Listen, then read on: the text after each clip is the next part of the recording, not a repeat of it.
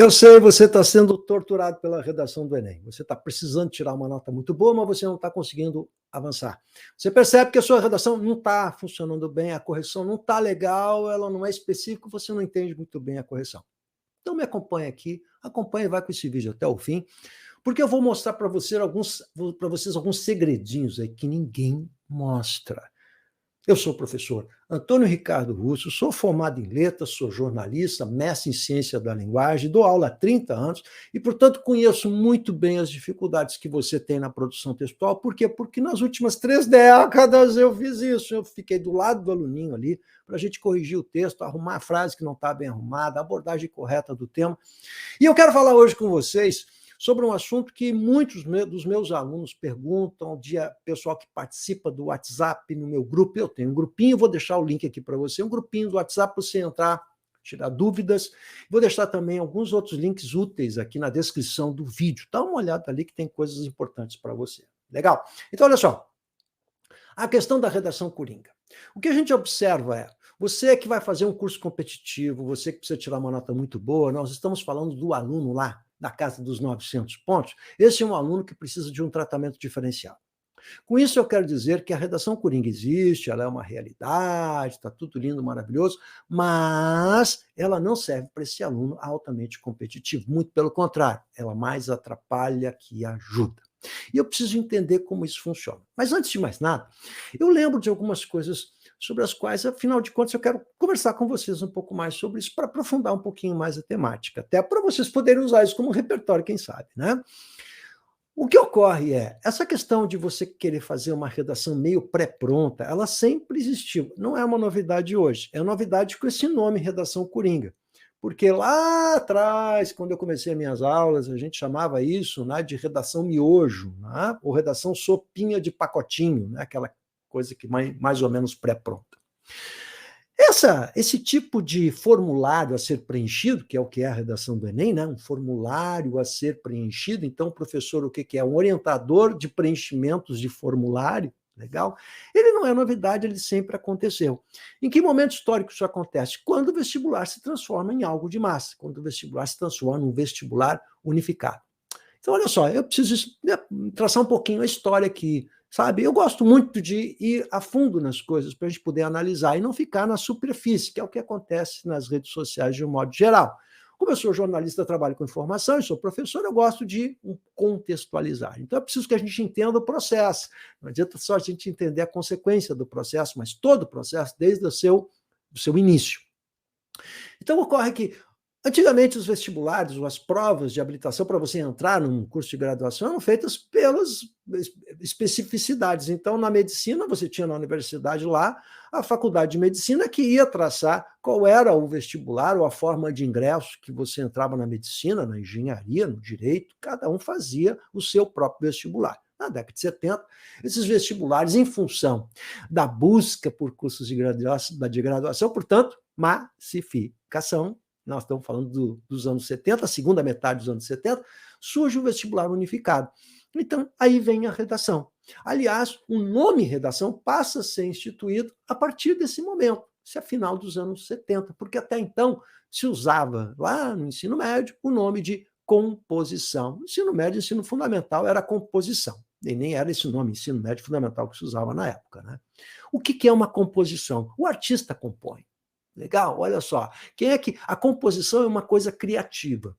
A redação, e redação vem de onde esse nomezinho? Do jornalismo, pressupõe técnica. Por que técnica? Um concurso de massa precisa de técnica para que eu possa fazer uma correção justa. Técnica. Não é mais, portanto, um trabalho artesanal, passa a ser um trabalho industrial. E aí, o que aconteceu, gente? Aconteceu o formulismo barato, preencher formuláriozinho. Era o tempo que o cara fazia uma redação de ideias opostas, né? De um lado não sei o quê, de outro lado isso. De um lado, de uma parte isso, de outra parte aquilo. Aquelas redações mecânicas pré-formuladas. A partir disso, então, as universidades, de um modo geral, procuraram, de algum modo, criar formas de desmanchar ou de dificultar esse formulismo. Legal? Mas não deu muito certo. Por quê? Porque, via de regra, toda a proposta acaba virando um formulário pré-pronto a ser preenchido pelo candidato. Aí vem o Enem. Quando o Enem entra na brincadeira, ele surge com várias coisas diferentes, né? A questão da intervenção, por exemplo, é uma originalidade, a questão dos direitos humanos, que está no DNA, na genética do Enem, a gente tem que entender isso, porque a temática toda vai ser em torno disso. Né? O que ocorre com o Enem? Ele também virou um formulário pré-pronto. Na medida que ele vai se massificando, até porque ele é mais massa ainda que os outros vestibulares, na medida que você tem 3, 4 milhões de candidatos, ele é mais massa, e por ser mais massa, vira uma correção cada vez mais analítica. Deixa eu falar para vocês isso que é importante, para quem está acostumado a corrigir como eu, para quem trabalha e trabalha não só no campo teórico, mas no campo prático, corrigindo redações, fazendo treinamento com os avaliadores do Enem, há 10 anos que faço treinamento lá. O que a gente observa que é importante você atentar? Não é que a correção ela é analítica. Uma correção, portanto, ela pode ser muito analítica, razoavelmente analítica. Quanto mais ela for detalhada, se você fizer isso, vai ganhar aquilo, se fizer aquilo, vai ganhar aquilo, ela é mais analítica. Percebe? Agora, existe uma outra correção, que é o outro extremo da régua, que é a correção holística. O que seria holismo ou holística? Né? Uma redação do todo. O avaliador vai olhar seu texto e o cara já está acostumado a avaliar texto, e ele vai dizer assim, isso aqui de 0 a 1000 é uma redação 880, 850, 840. Legal? Determinadas instituições são mais holísticas, outras são mais analíticas. Aí você vai variando. Por exemplo, no Rio Grande do Sul, você tinha 2 avaliações. Uma era holística, a outra analítica. E a nota que ficava era a média. Legal? Então, olha só, no Enem você não tem isso. Por quê? Porque você tem que trabalhar com 3.000 avaliadores, em torno de 3.000 avaliadores. E aí você precisa ser muito analítico. Determinadas regras precisam ser cumpridas. E assim funciona a régua de correção do Enem. É necessário ser muito criterioso. E isso surge, portanto, em função da massa. A redação coringa, portanto, é fruto de todo um sistema. Então, vamos lá. Tem determinados professores aí nas redes sociais que vão ser a favor da redação coringa. Olha como funciona, outros vão criticar. Eu prefiro entender o processo e perceber que a redação coringa não é uma novidade criada pelo Enem, em absoluto. Sempre foi assim. À medida que você massifica a educação, você vai ter formulários prontos para responder às questões. Então, o Enem virou um formulário pré-pronto para você recolocar o repertório, colocar 2 parágrafos de desenvolvimento, um argumento 2, a intervenção mecânica com 5 elementos, e é isso que o aluno aprende ao fazer a redação. Ocorre que essa redação coringa, agora vem mais importante, presta atenção, a redação coringa, ela trabalha com generalidades, ou seja, como eu faço um formulário pré-pronto, eu tenho que trabalhar assuntos genéricos e não temas específicos. Cuidado que agora é o ponto central. Então, trabalhar assuntos genéricos não vai nos possibilitar uma nota mais do que 900 pontos, porque você está sendo generalista. Eu preciso tratar o mais específico. Então, quando a gente busca repertórios, o repertório ele tem que conversar especificamente com a discussão que está sendo travada no texto. Mas como é um repertório coringa, ele é genérico e o aluno não consegue torná-lo específico. Ou seja, ele conversa com um assunto geral, preconceito contra a mulher. Muito bem, então vamos trazer lá um repertório que fale sobre preconceito contra a mulher.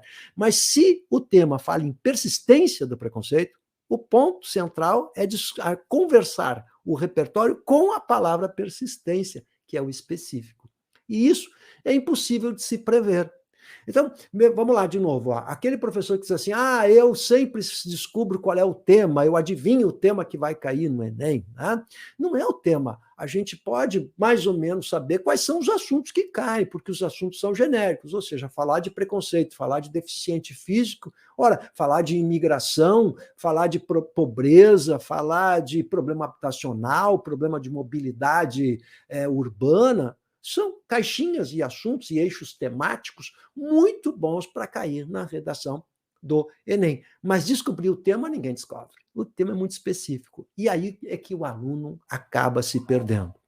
Quando a gente coloca um tema de redação, a persistência do preconceito contra a mulher, que é um tema que caiu, o que o aluno enxerga? Ele enxerga o preconceito contra a mulher. E esquece de examinar a persistência. Acaba escolhendo um repertório que conversa com o assunto, que é o preconceito contra a mulher, mas não com o tema que é a persistência. E aí ele não vai conseguir a nota plena na competência 2.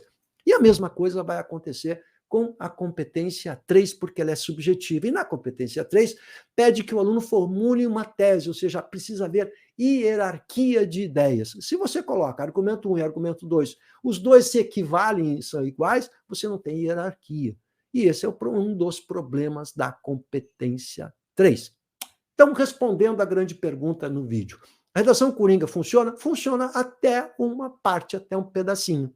Legal? Mas decorar repertórios não vai dar você a nota máxima. Agora, se estamos falando com alunos que precisam de notas muito boas, ou seja, 940, 960, não adianta, você bate no limite.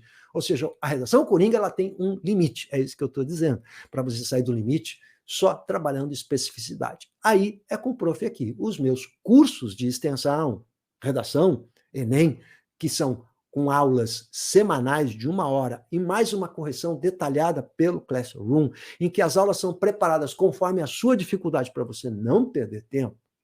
E o meu curso que você encontra no Hotmart pronto também, que é o curso já gravado, que são 2 possibilidades que você tem, eu vou colocar aqui na descrição, eles são formas de você resolver esse problema, mas a questão só pode ser resolvida com tratamento personalizado. Ou seja, não adianta tratar a massa. A massa você vai conseguir até 800 pontos e a casa dos 800, mas chegar aos 900 fica mais complicado. E outra coisa importante, não é só você chegar aos 900 pontos, mas manter uma nota estável ali e melhorando gradualmente. Essa melhora ela tem de ser feita com gradualidade, muito lentamente, com um trabalho sistemático de uma redação por semana, com uma correção muito bem feita. Se você gostou, dá um joinha aí, bacana, chama a galera, assiste o vídeo, passa adiante, olha a descrição que eu coloco mais informações para vocês e tamo junto!